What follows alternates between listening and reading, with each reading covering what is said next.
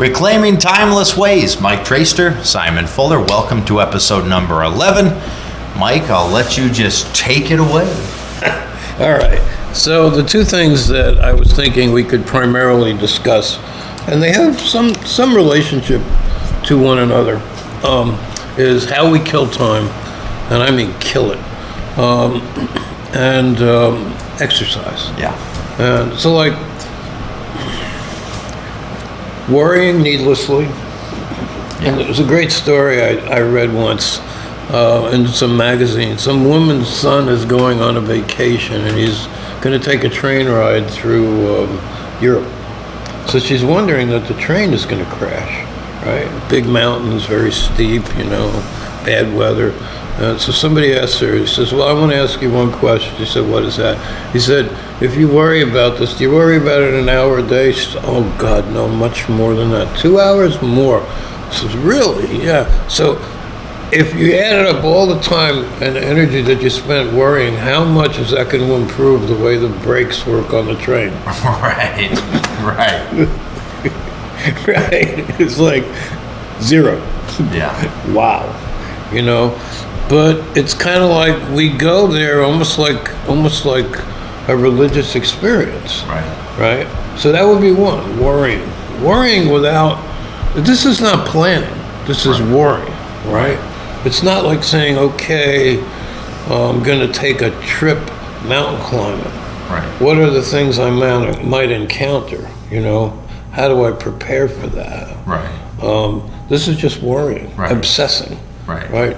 Zero positive function. Right. When you're doing that, your brain is not doing something. I mean, you can't be simultaneous in that respect. So that's what you're basically saying is you're not focusing on whatever it is you could be doing. Anything. Yeah. Right.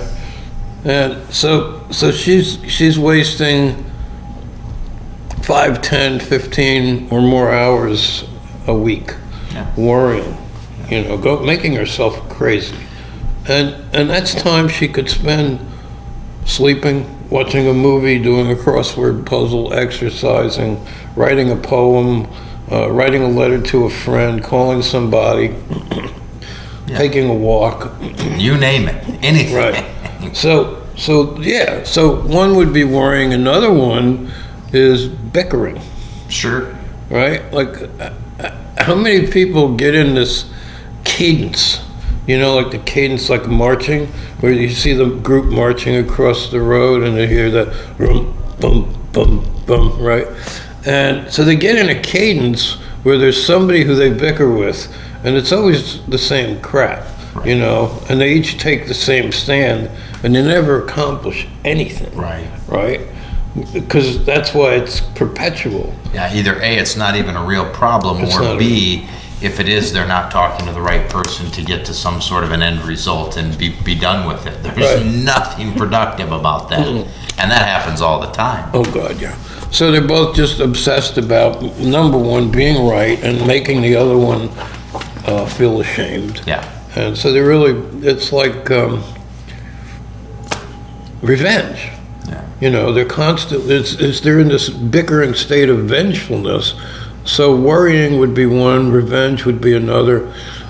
Sitting and flipping through the channels with the remote. Right. I don't know how much time gets wasted doing that. Right. But let's say, let's average the person that never does it and the person that's hideous with it. And let's say that it's 10 or 12 minutes a day. Right. Instead of looking at a list of things and going, okay, 1, 2, 3, which one do I want to watch? Right. They just click, click, click, click, click, click, click, and they've just clicked away maybe an average of 10 minutes, or 3, or 30, right? Might not be all at once, might be 4 or 5 times in a day, depending. So that's time that they could have spent doing something else. And I think I talked about, so that would be, another one, worrying, bickering, flipping through the channels. I don't know, gossip. Yeah. I mean, what are we doing with our talk? Yeah. Is it useful? Right. But again, it's time, right? And so I had this idea this morning, and that was like, time is like gold. Not that you have to become a billionaire or a millionaire, but that you can do something with it that's meaningful to you. But if you're gossiping or bickering or worrying or flipping through channels, it's wasted. It's gone, right? So, and I don't know, I mean, are there some other ones that come up for you? You know, and you can look at it from different perspective, but you see, you know, today, you know, on the phone, scrolling through social media. Okay, media. And I'm not going to say, you know, in my line of business, I'm in media, and Right. you know, I've heard things like, well, I'm researching a client or looking at what they have going on to Right. prepare for them. Sure, there are some values. I'm not devaluing Right. social media as a whole, Right. but the amount of time consumed either posting or putting things about yourself on there and or scrolling and looking at others is generally speaking not productive Right. in your life. I would say, in fact, I was on a car trip recently with my wife, and she said, does your phone, and I'm sorry honey, but you know, tell you how much time you are logged into it? I said, well, I don't know, maybe it probably does. I've never really looked. She says, well, mine doesn't. Oh gosh. Whoa. And she said, you know, and some of it's justified and useful Right. and promoting of the business Right. that she's in and so forth. But she says, I know, and you know, there's an incredible amount of waste just scrolling through and looking at things that, you know, might make you laugh. And I suppose you could argue that was good or might bring you something. Sure. But generally speaking, Mike, it is an incredible time warp. Oh, yeah. And honestly, I would, you know, you were talking a few minutes on when it relates to channel surfing on a phone. Right. I would say people average, I'd be surprised if it were less than an hour a day wasted on a phone. And I'm not joking. Okay. And that's an incredible one that I think So- and maybe you enjoy, but what could you be doing with that time? Something, right. Right. And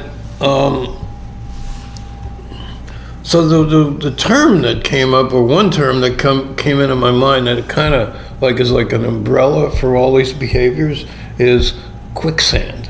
Yeah. It's like it just sucks me in, or it sucks you in, Sure. or somebody else, you know.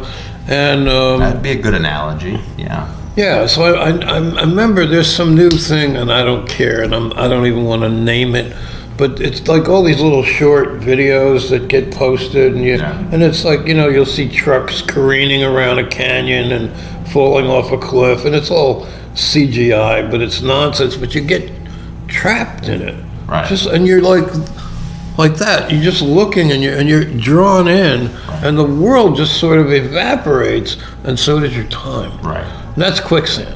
That is absolutely, and when I realize it, and now even since I realize that I do less of it, I still do it. Yeah. Every time I realize it, I'm like, I resent this. Right. You know, I'm getting tricked. It's like magnets. You know, they draw you in. Yeah, and the same could be said with, you know, playing games on a phone. You see a lot of that. Some of that is good. Right. I mean, there's always so.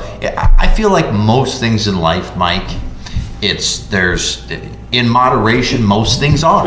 Right. You know, Could be, yeah. in many respects, not in all respects, but in most cases.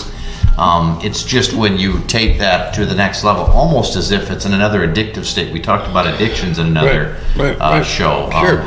Drinking and smoking Very could be much. a time waste too. I mean, things Right. like that. Sure. Or even smoke breaks. But I mean, in moderation, I think they can be okay. But a lot of those things can also be very much that quicksand too, or can turn into that quicksand. Right.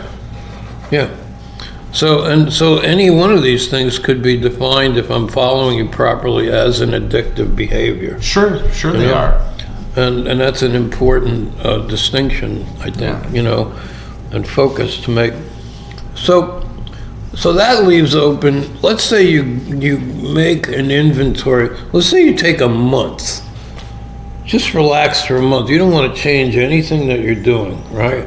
And you just kind of inventory how you spend time, well and poorly. Yeah. And at the end of the month, you find 5 or 6 different sources of quicksand where your time is like a giant vacuum cleaner sucking Right. your time out of your life. and you're like, I don't like this, and then you have these daydreams of things you'd like to do, right? I'd like to draw a little bit. Right. And I'm not going to necessarily be a great artist, but I could be a good beginner, you know, in a year or less, you know. And so which of those pools of quicksand am I going to draw back my time from? Right. I'm going to get the time cop, to go steal my time back, my habit, right? And now I can use it to draw, or whatever my daydream happens to be. You know, and it's funny you say that inventory, Mike, because as soon as you said a time inventory, in fact, I once did this with a group of my co-workers. So I'm in sales and radio sales, and we sell media, and we go out, and we're kind of all our own bosses in a sense. We get to work, here's the activities you want to get accomplished, the people you see, and you have to be accountable for your time. It's not like you're sitting there on an assembly line.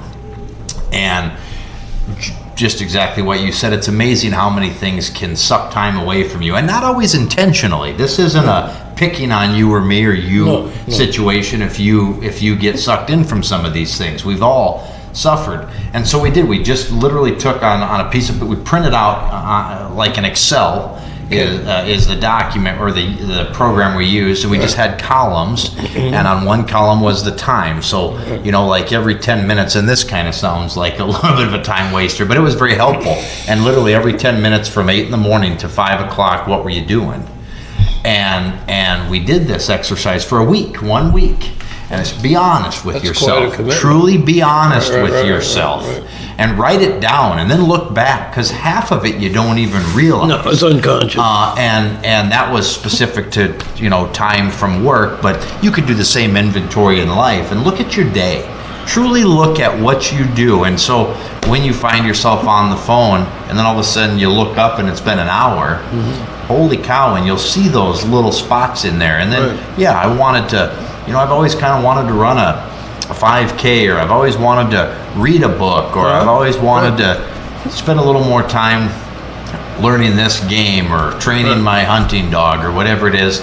You look at that inventory and say, okay, where can I find those holes? Because again, we're all busy, but I promise every one of our lives has those blocks in there that don't have to be. Or maybe you say, you know what, that is a part of what's of value to me. Maybe that phone time an hour a day is not something you're willing to give up. People play games on the internet. Well, some of those things can actually stimulate, stave off dementia. Right. You know, and that was Carper.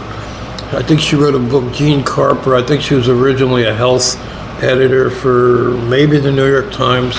She wrote a book called something like 100 Ways to Prevent or Reduce the Risk of Alzheimer's and Dementia. Right.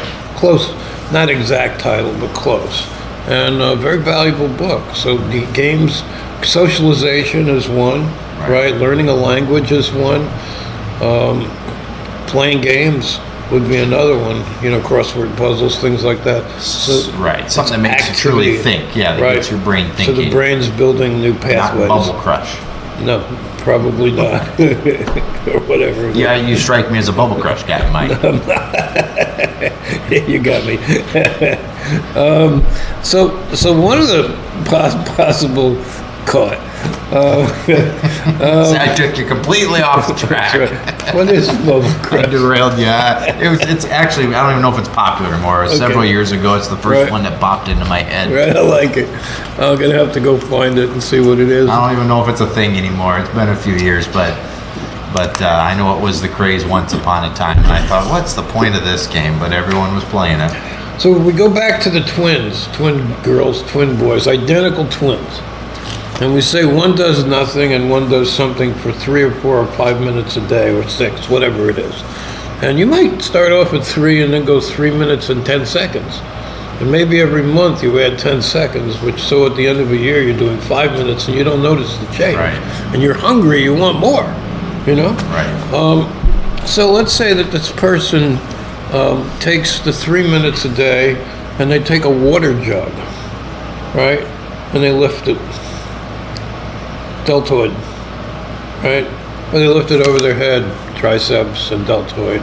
Or they lift it with their palm up, biceps, you know, or they shrug their shoulders, you know, trapezius.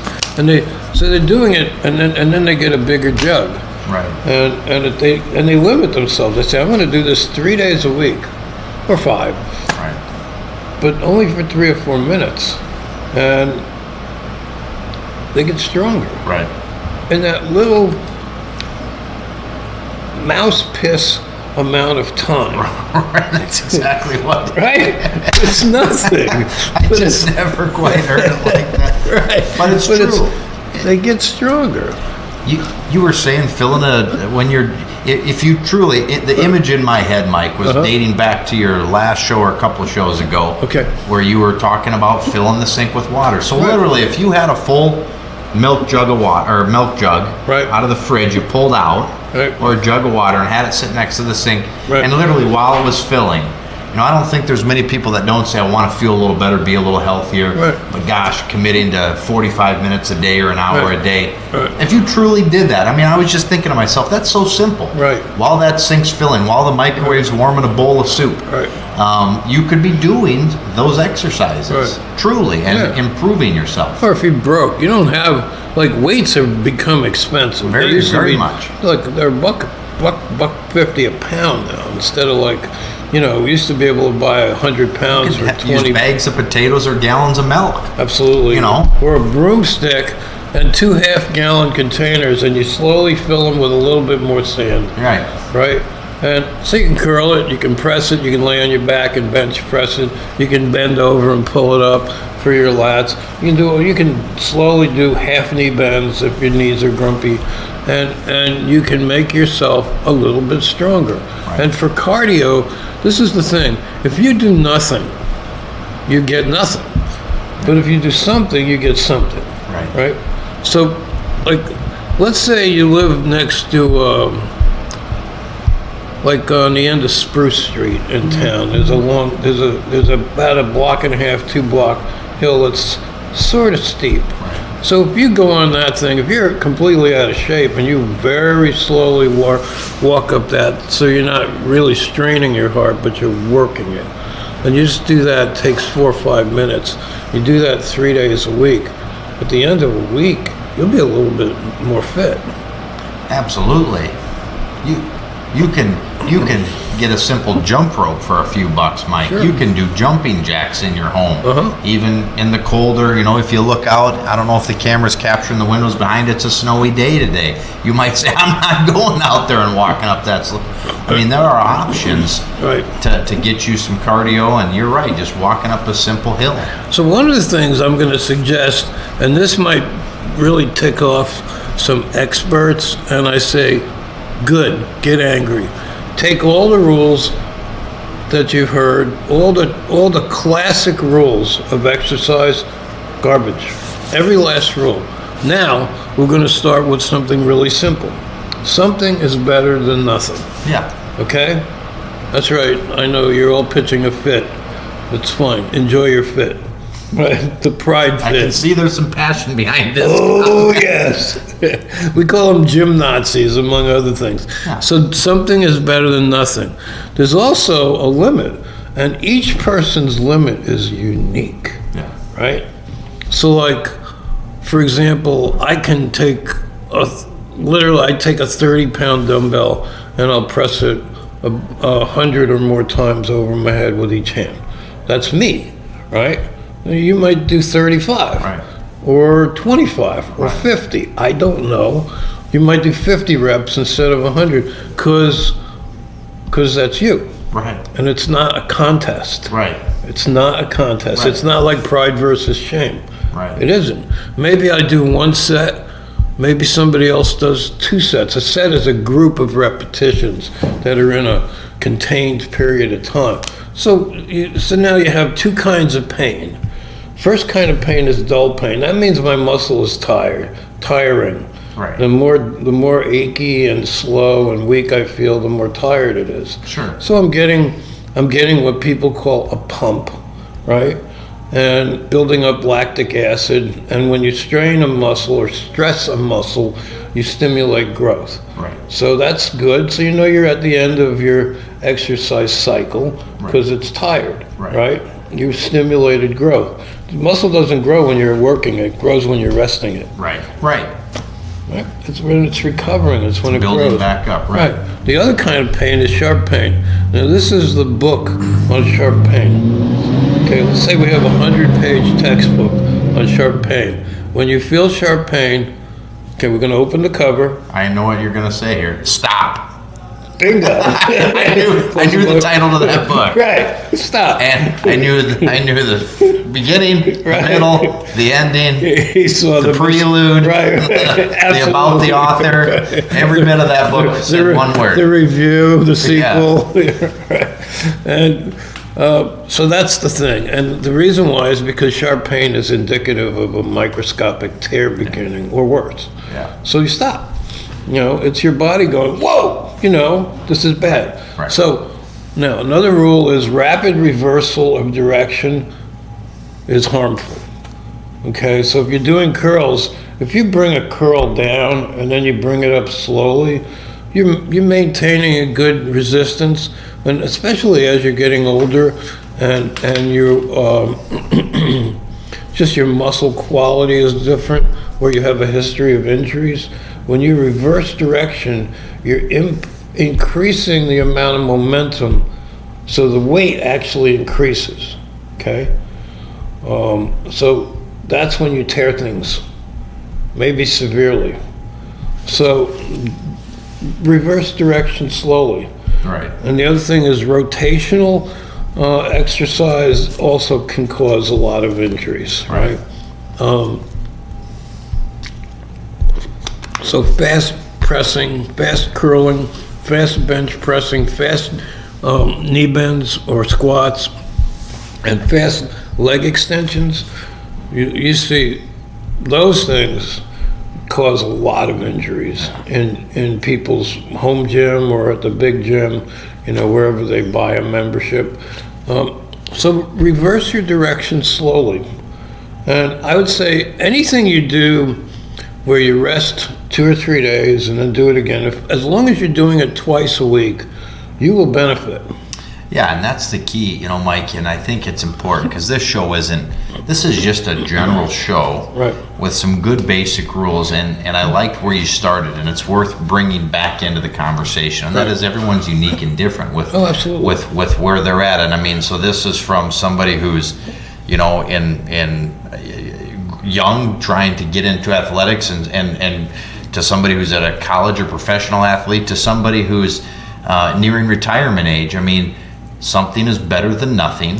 Everybody's something is different. Right. And everybody's limit is different in Right. weight and repetition. It's genetic. It's how much you've done, how long you've done it. I mean, there's a lot of variables, but doing something, I mean, I can't tell you the amount of people who benefit, especially, and you were telling me, I think this, and I've heard it from different people's stories, especially as we age. I mean, with balance and keeping ourselves strong enough. I mean, when you break hips and shoulders and arms, or you have falls and things like that, it's oftentimes because you're not keeping yourself in some sort of shape. Right. Now, we're not talking going to the gym when you're 75 years old and lifting like you were when you were 20. Right. We're talking about doing something.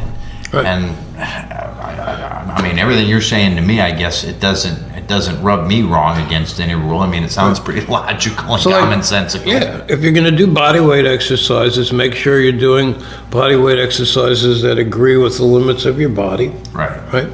Also, put your feet somewhere where they're not going to slip, and have something on your feet where you have a good grip. Right. So if you're going to lean at a 20-degree angle and do presses against the wall, right, like a modified push-up. Right. Don't stand on the rug, Right. because the rug's going to slide back, and your nose is going to be on the floor, Right.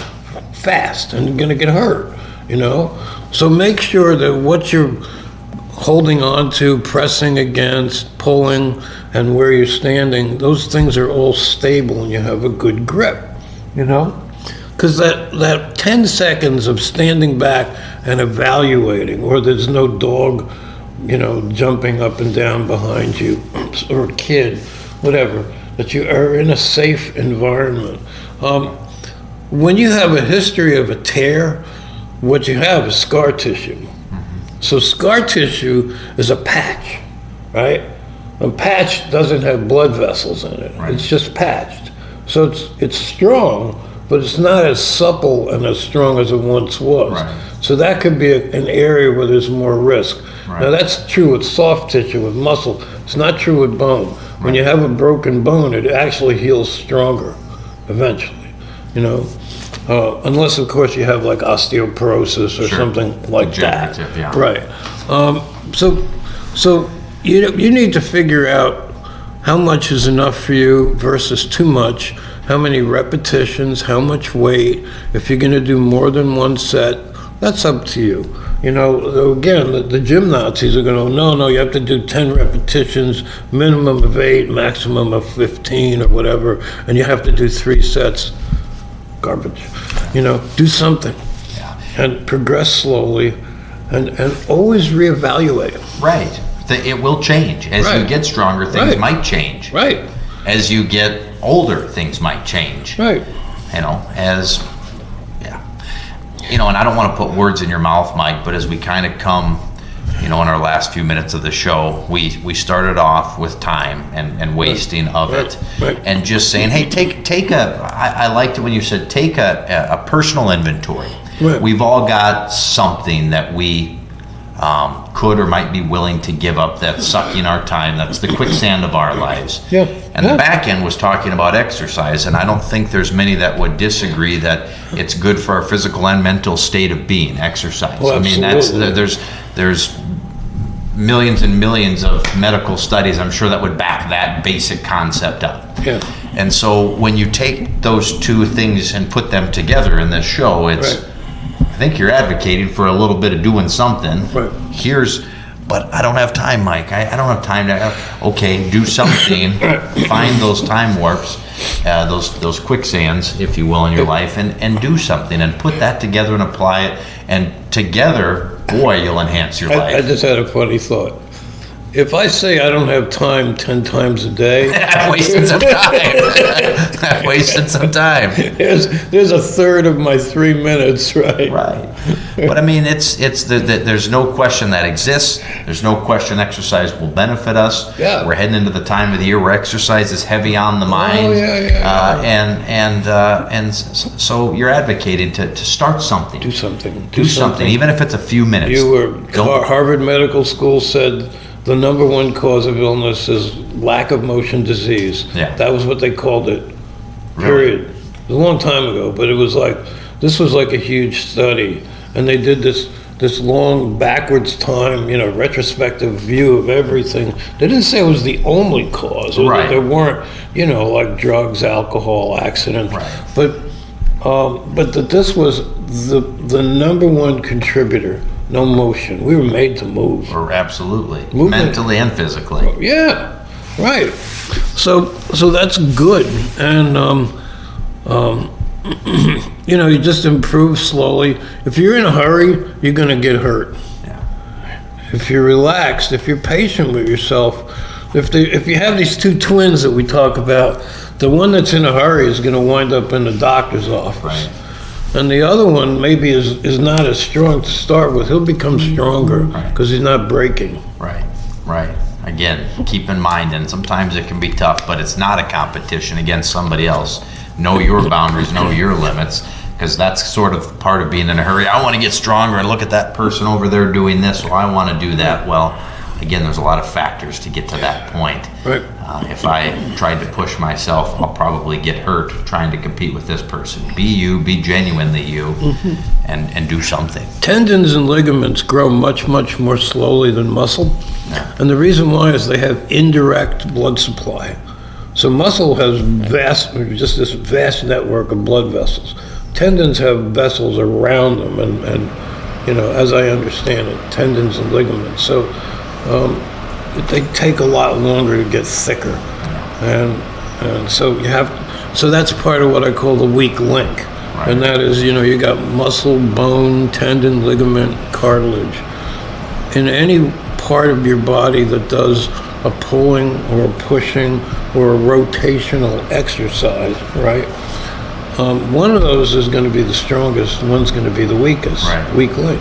So you always pay attention to your weak link. Right. The other rule is that your strength becomes your weakness. Ooh, that sounds weird. I don't like that. What do you mean? No, make that go away. Well, what it means is that if I'm incredibly strong in my quads, let's say I can build up to a 1,200-pound leg press, right? That would be unusual. That's the part of my body I'm most proud of, and it might be the part I'm least respectful of. Sure. Because I feel in my ego like it was limitless. Yeah. That's the one that breaks. Yeah. So, that makes sense. Okay. If I got the biggest biceps in the gym, so I'm just an absolute animal, maybe I'll tear that biceps right off the arm bone. Yeah. Right off my humerus, Woo. Or off my deltoid, So your greatest strength can very easily become your weakness because you don't respect your limits. So exercise, Absolutely. Yeah. Fun show, Mike. A little bit different than our Yeah. typical, and I liked it, though. I think Yeah. a lot of people will benefit from this. I know I'm thinking about how I can apply it in my life, and who knows, maybe I'll be curling milk jugs. I don't know. All the sinks filling up, and I'm getting ready to do some dishes. broomstick and a couple of half-gallon. I like that. Whatever it is. I can't, you know what? I can't make an excuse for that. No. I truly can't. If I am, I'm lying to myself. Right.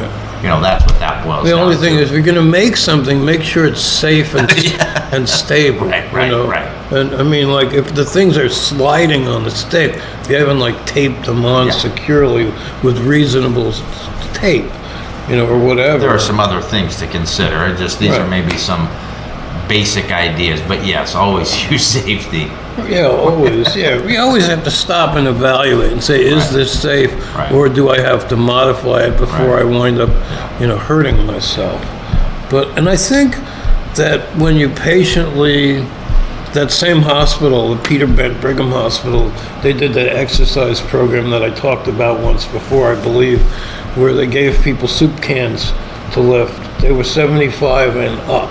Yeah. And I think the high number was 93 in the group. And they were very weak and falling down, terrible. I remember you telling that story. It's a great story. They doubled and tripled their strength, and it was either 6 or 12 weeks. Yeah. Extraordinary, Yeah.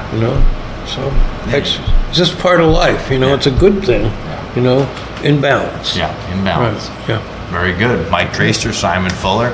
As always, we appreciate you joining us for yet another episode of Reclaiming Timeless Ways. Have a great day. Take care.